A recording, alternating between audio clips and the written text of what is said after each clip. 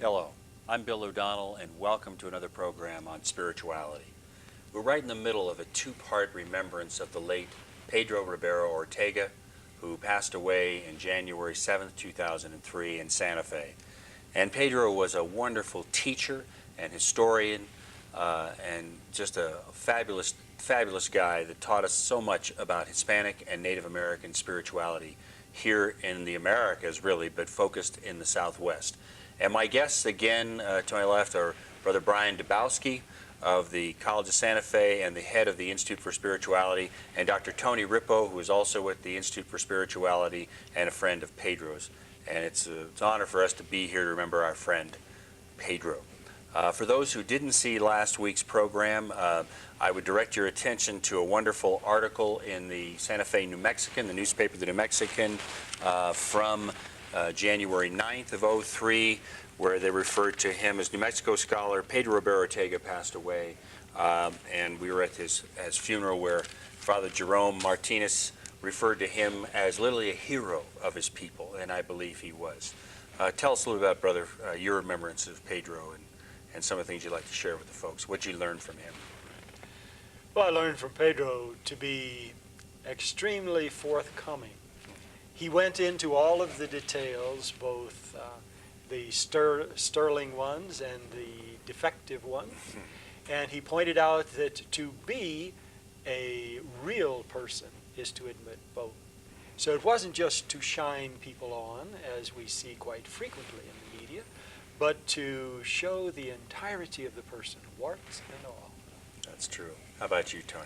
And for me, as I mentioned in the previous program, I would visit him when he was ill, and here's a person that really lived his faith. I mean, I can even say he's probably the most saintly person I've ever met. And I would drop by, and at times he really looked pretty bad, and I would say, "Pedro, how are you?" And he would, and give him every opportunity to complain. But his answer always was, "Well, this is life. This is what I'm supposed to be doing." And that was made a very big impression on me. He's an amazing person. So as a physician, you've assisted in people as they try to struggle with life issues, and so that was a remarkable patient. Absolutely remarkable. I never heard him complain once. He had quite a number of problems. He had a feeding tube and would have to feed him son, and he just accepted it. And this was his lot. This was the place where God wanted him, and this was his journey. And he had no hesitation on speaking about that.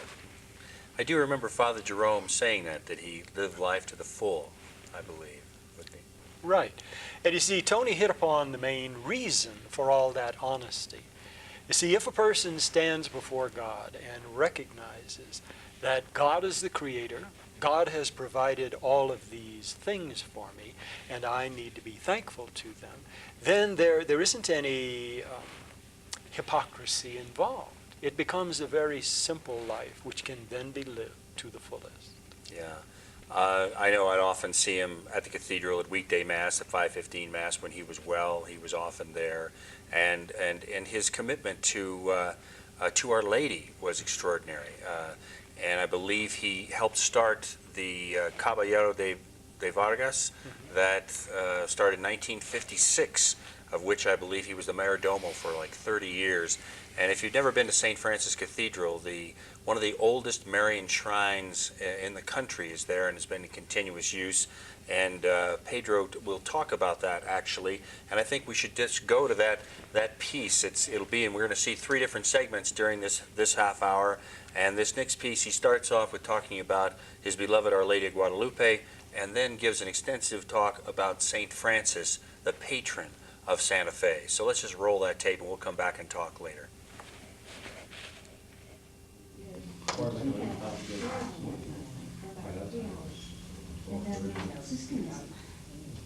One of my favorite prayers that has been composed to Our Lady of Guadalupe for use in our country is promoted by the Trappists. At one time here in New Mexico, a few miles out of Santa Fe, east of us, we had a Trappist monastery, and the title was given Our Lady of Guadalupe. And the Trappists, who probably had never, they came from the east, they came from Rhode Island, had probably didn't know much about Guadalupe or the background behind it, and they were fascinated that we would ask them to try and name their abbey in honor of Our Lady of Guadalupe because she was the patroness of the Americas. Well, that began a love affair of the Trappists in our country with Our Lady of Guadalupe, so much so that today from the Lafayette Trappist community is a big center of promotion to Our Lady of Guadalupe. And one of the prayers that they promote is this one. It says, Our Lady of Guadalupe, mystical rose, make intercession for Holy Church. Protect the Holy Father and our bishops. Help all those who work, who invoke you in all of their needs as we do.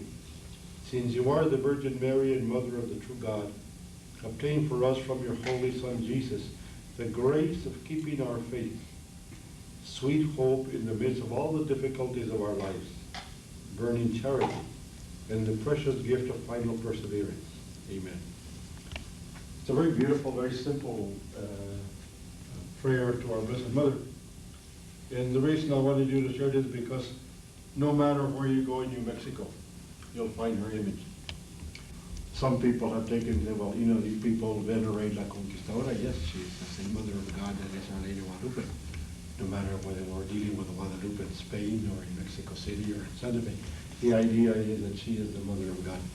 And I have a feeling that in the providence of Almighty God, the apparitions in the message, particularly, and her tilma, her portrait in Mexico City, was a very special gift for all of the Americas.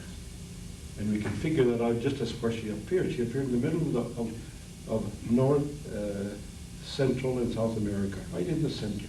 So that her rays shine all the way to Alaska and all the way to the tip of South America. And in our case, the empire also consisted of the Philippines. And from the Philippines, we took her image to both China and Japan.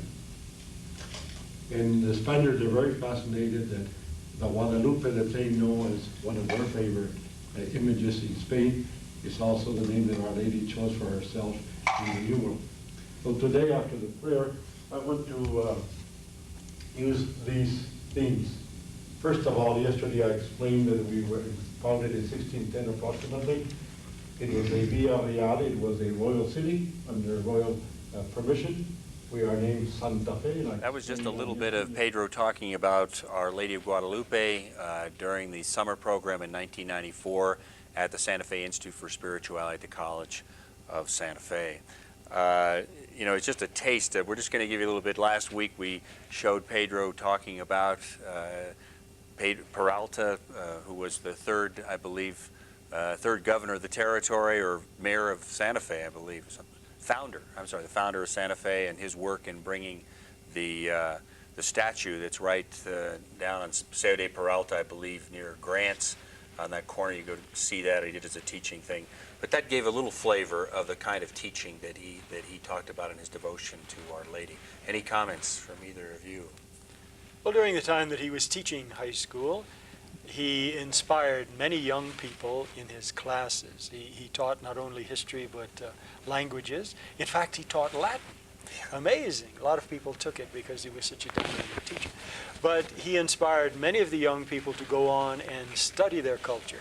Most of all, he inspired them to appreciate their culture. This is something that Father Martinez said at the funeral mass, that he hadn't really noticed that. He had been sort of worried about, you know, did his people do anything important? And Pedro said, yes, they did, and that their importance continues today. It was funny, Father Jerome said, yeah, I was prepared to study English literature, and he kind of chuckled at it now, but he says one course at Pedro's, he just opened his eyes to the importance of this, and I think he went on to specialize in Southwest history as a major. So there were many who actually believed that and understood Pedro's contribution. Tony, you said something off camera. I was hoping you'd share with us on that, about Pedro.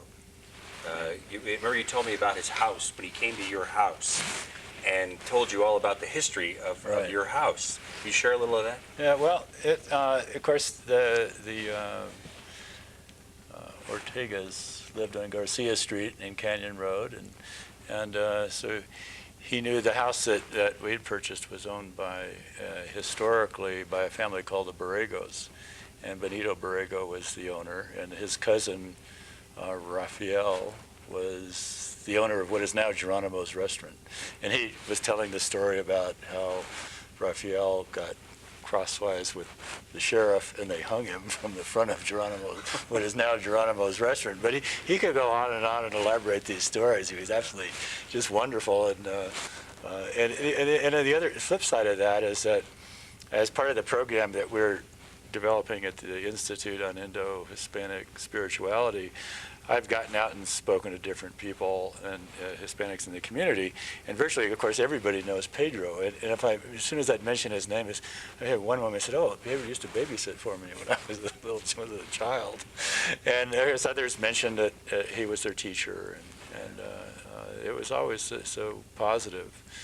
And also, furthermore, that in celebrating Pedro, we're also celebrating all the people in New Mexico and northern New Mexico who live that type of life of the Catholic Christian life, which he certainly did. And the first thing that hit me like a sort of a ton of bricks is at one of the meetings there was a problem that we were all discussing, and each of us analyzed it in our own way, but very similar. And when it came Pedro's turn, Pedro popped up and said, "Oh, this reminds me of a story of St. James," and so forth. And I looked at him and said, "Where is he coming from?" But it was absolutely beautiful. I mean, the beauty of the experience of dealing with Pedro is for me somewhat indescribable. But it's all part of the beauty of Santa Fe, New Mexico. Well, we mentioned before that some of the things that he taught us, and in this next segment we're going to see he starts by talking about La Conquistadora, which he had a strong devotion to for many years, and that he would always recommend to people in his classes, please make some excuse to go down to the cathedral and pay your respects to another aspect of Marian devotion, the oldest continuous Marian shrine in the country, at St. Francis Cathedral in downtown Santa Fe. So we're going to run this piece, and if you think of anybody who knew Pedro and you want to call him and tell him he's going to be on TV right now, please do so. And he will also be sharing his reflections of some of the later archbishops of Santa Fe, up to and including the former Archbishop Sanchez, and I think we had to say was very touching. So let's check this next segment of Pedro Ribera Ortega teaching at the Institute for Spirituality at the College of Santa Fe. That even looked like her, as it's available. And this man kept telling me, he said, you can't possibly have her. Some of my things over there, they would never have said such a valuable thing to the world. But he was wrong. They said there's many valuable things, not only in the faith. Well, Archbishop Burns spoke Castilian, and we used to marvel hearing his sermons. Beautiful Castilian. I don't think he ever caught on that we didn't speak Castilian. But through him we learned that we, for example, the future Pope Isaac of Chile came to visit us in Albuquerque. He came to this country. When did he come? What year? Chile came to us under Bishop Durkin, so he must have been in the 40s. Yeah, I think he was on his way to give a visit in New York in that area. And after after Verne died, they sent us another man from Puerto Rico. Maybe we'll never realize that we didn't speak Castilian. They sent us a man, James Peter Davis, who originally is from Arizona, but has been the first bishop of San Juan in Puerto Rico, and evidently quite an apostolic man over there. He didn't hit it off very well with us. When he chose Albuquerque over Santa Fe, because he preferred their golf courses over there, we sort of said, well, may God forgive him. But he did a good thing for us. He did give us, he said, my dream is to give you a native bishop. He did. He gave us Sanchez. And Sanchez was with us for 20 years. We will never forget him. Not that he's dead, but I don't think Rome will allow him to come back to this area. Some of us believe that he's a scapegoat and he's paying the price for our country. I knew him quite well, a very apostolic man. he might have been not the best administrator in the world, and probably that's where he got into trouble by not calling a spade a spade. But he did us a lot of good, tremendous amount of good. We never would have seen we waited 400 years for a native bishop. And it's strange because in all parts of the empire, we were the only, well, we are in the boonies. So I think Spain forgot about us. In Mexico, we were too far from Mexico. Because from the very beginning, within one generation, the Spanish priests insisted on clergy from their area, so that as soon as possible they had native bishops. Like, for example, one of the remarks that... Okay, yeah, I loved his comment about Peter Davis. He wanted to go to Albuquerque because he liked to play golf, you know. But it's also his comments that were very touching for former Archbishop Robert Sanchez, who, for those who really knew him and what a contribution he made, Pedro didn't pull his punches. He was our first native bishop in the country. I think the first native Hispanic bishop, and with the exception of some of the problems that ended his particular episcopate, he did a great job and well loved here. What's your remembrances of Archbishop Sanchez? Well, I remember him the way that Pedro describes him. He was so much in tune with the people that whenever we would schedule him to talk at the Spirituality Institute, we had to have room for 150 people. They would come. And when he would reach out to them, they would respond so warmly. He was right in with the people. This is the kind of apostolic outreach that Pedro was referring to. Yeah. Well, I know my own experience with him was extraordinary. I mean, my first sort of archbishop, the first person I got to see, and the difference was, I think, that he was the first native son in some ways, and how much that meant to the people, instead of getting these guys that spoke to him in Castilian Spanish and didn't realize that they didn't speak that here. But there were some other things that he mentioned that it was very important for the people to have. He went on to say later, and we didn't have time for that tape, was that, you know, that's why they wanted to have, when you have native priests, then within a generation or two you're going to get native bishops, and they're going to have a better insight as to what the people need, and I think Pedro was right about that. Any other thoughts? We have one more segment that we'll go to in a minute. We want to encourage you at home, if you've just joined us, we're remembering the late Pedro Ribera Ortega, who was a famous historian and former teacher here for 30 years in New Mexico. He was a native son, multiple generation. I don't know exactly how many generations Pedro represented, but it seemed like he knew them all. He could go way back. Any other thoughts that you had? You mentioned that he had some books. You want to tell the folks at home about the books that he self-published that are available through the Institute? Right. And the self-publishing books that he's talking about would be more information on the image and history of La Conquistadora, Nuestra Señora de la Paz, as we're calling her these days, and then the hundreds of spiritual heroes and heroines of all the Americas. Very important private publications, because it's hard to get this kind of information. Pedro did the original research. He would get that clear in present-day English and put it all together. So it's a remarkable thing for research purposes, and it's available through the Institute. There also, the newspaper mentioned in his obituary that he did the original Christmas in Santa Fe. I think it was published in 1961, the historical Christmas. And for those of you who haven't had the benefit of being here in Santa Fe at Christmas time, it's a lovely time, and there was a great faith here that Pedro embodied, and one of the reasons we wanted to share a little more of him with you. Now, this next segment is a little bit different. It's only a few minutes, but Pedro reflects on his grandmother, who was a famous curandera, and he talks about his history of helping her.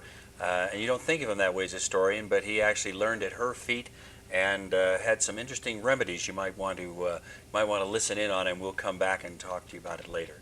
So here's Pedro talking about his grandmother, the curandera. 20 generations. And our faith is very, very Marian and very apostolic. We look forward to July the 25th when we honor St. James. And interesting enough, my grandmother, who was a very famous curandera, that's why I enjoyed Sister's talk so much, of healing and so forth. I come from a long line of curanderas, medicine, healing people, through prayer and then medicine. Because her sister was saying, she was talking about peyote, ¿verdad? And she said that that to them is sacred. It is sacred. My grandmother, when she was dying in her 70s, she was very tired and she had worked all of her life. And she said, Mito, now go into the garage, and there were hundreds of paper bags with herbs in there hanging from the rafters. She said, take them all down one by one and crush them in a stone and umetati. And I said, Grandma, they'll turn black. They're old. She said, they're dry, Mito, but they're not old. But they will turn black. So here I had a big pot like this, of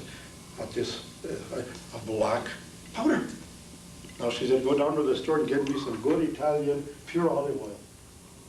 She said, make sure it's pure and it's from Italy. And those were the days before. We still do get all of our Spain sells its olive oil to Italy, then we buy it under an Italian name. That's the NAFTA of Europe that hasn't been followed. At any rate, she said, now make pills, big huge pills about this thing. She said, now when anyone is sick after I'm dead, tell them to take one of the pills, depending on the age of the person that needs to be healed. Tell them to kneel down and pray to God and Our Lady and the saints, and to put part of that pill in water and let them drink with faith. He says, it's like going to Chimayon to ask our Lord to heal you. At any rate, when Sister was saying about peyote, like marijuana, she used to cure arthritis with marijuana. So peyote, and she made a statement I'll never forget. She said, Mijito, I said, Grandma, you're going to kill someone. And she said, you don't know what you're talking about. Just do your job. She said, every we call them weeds, every plant that God created has a purpose. God wasn't wasting time when He created the earth. Everything has a purpose. And in this case, plants. Huh? He said, every herb or any grass, it's up to us through His wisdom and through prayer to find out how to use it properly. So when Sister was talking about peyote, it reminded me of my grandmother. I almost cried because that's precisely the way we should treat herbs. Herbs are organic. They're natural. They're created by God for a purpose. Those herbs are created by God for a purpose. I didn't know about marijuana for, what was it, arthritis? Yeah. Well, that was one of them. And I think he was talking, I think we had another nun there who was talking about peyote that year, spiritually. The camera people are laughing at me. Okay, but I thought it was phenomenal. That I'd forgotten that part of what Pedro had talked about. I remember all the history of Spain and Mexico and the rest of it. But I mean, in those days, before there were doctors, the tradition of curandera, goes a long way back. Tell us about that, Dr. Rippo. Well, we're sort of getting back to that in a sense. I mean, there's this huge movement now and actually an article in this morning's paper about medicine being so technical, and we've lost our ability to be caring. And there's this whole issue of alternative medicine that relates right back to herbs and being the curandera, because we really lost something in that. So there's certainly a place for that, and part of the beautiful tradition of healing and physicians that he was referencing. Yeah. Well, I think there's also another dimension of spirituality. There's got to be some reason besides what people talk about, recreational. I mean, there's some aspect of it. I mean, I know when I receive the Eucharist, I mean, it's just wheat and water and what else? Salt. And salt. I mean, it does something to me, but there's a spiritual dimension to it. But Pedro's comment about that everything is here for a purpose, and I think that his ancestors really understood that. I mean, living close to the land.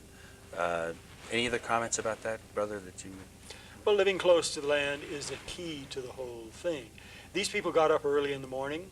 They worked long hours. And that's the kind of thing that a lot of people now would have to go to a gym to get.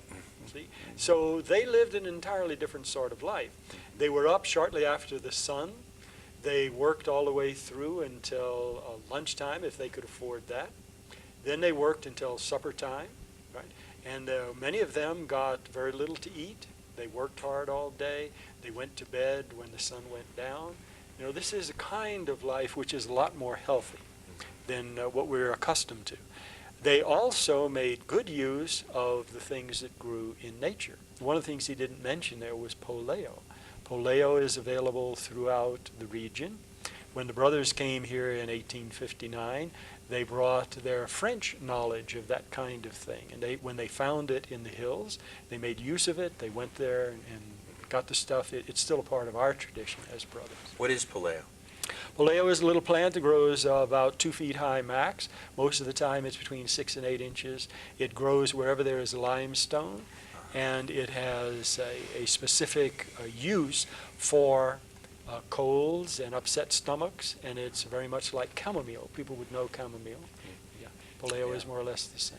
Yeah, I have a friend who started this was Celestial Seasonings. A friend of mine was one of 3 guys that started that, and they learned from an old German nun who lived in Boulder, the late Hannah Kroger, and taught them how to go out and pick the herbs and start a new company that I guess got started in the 60s or 70s. Now, very successful. Well, isn't this really all about Yeah. what Pedro's last comments are that God created everything for a purpose, and our job is to understand that and use them. And in light of our Spirituality Institute, I mean, he represents medieval spirituality where not a moment happens without a spiritual meaning in life. And he lived that way, and that was, to me, very impressive. Yeah. Well, we've only got a couple minutes left, so I want to thank you for viewing. This has been the end of a 2-part program on the late Pedro Ribera Ortega. He was a friend of ours and gave generously of his time to the Institute for Spirituality and taught at the College of Santa Fe. He was a graduate of the College of Santa Fe. And we hope that if you've enjoyed this, if you would like to see more of Pedro's teachings, please let us know. We'd like to provide them for you. It's been a blessing for us to see these tapes, and we'd like to make them available. So watch the credits. Give us a call at the Institute at 505-473-6390, or call me at 438-1809, and we'd love to have your support and encouragement to make his teachings and other teachings from the Institute available to you. So on behalf of everybody here, Brother Brian and Dr. Tony, I want to thank you for viewing, and stay tuned this time next week for another program on spirituality.